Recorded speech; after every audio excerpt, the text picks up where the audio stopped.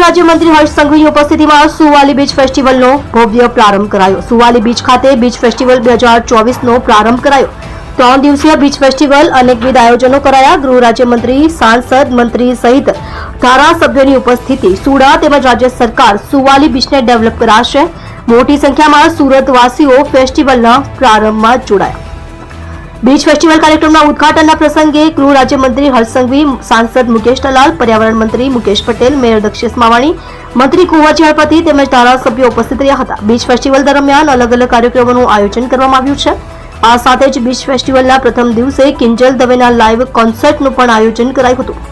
Beach ફેસ્ટિવલમાં ઉપસ્થિત ગૃહ રાજ્યમંત્રી હર્ષ સંઘવીએ સંબોધન કરતા જણાવ્યું હતું કે સુરતના લોકોને વર્ષોથી દરિયા કિનારે જવું હોય તો ડુમસ સિવાય अन्य स्थळे दरिया किनारे पहोंचवामां अगवडता पड़ती हती, त्यारे हवे सुवाली बीच खाते आयोजित 3 दिवसीय बीच फेस्टिवल 2024નો ભવ્ય પ્રારંભ કરવામાં આવ્યો છે। એટલું જ નહીં, સુવાલીનો દરિયો કિનારો અદ્ભુત છે।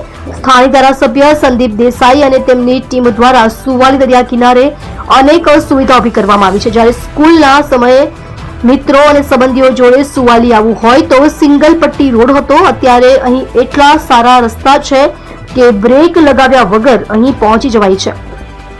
સુડા તેમજ રાજ્ય સરકાર સુવાલી બીચને ડેવલપ કરશે તેમજ સર્કિટ હાઉસથી લઈને તમામ સુવિધા ઊભી કરવામાં આવશે, એવું પણ ગૃહ રાજ્યમંત્રી હર્ષ સંઘવીએ જણાવ્યું હતું।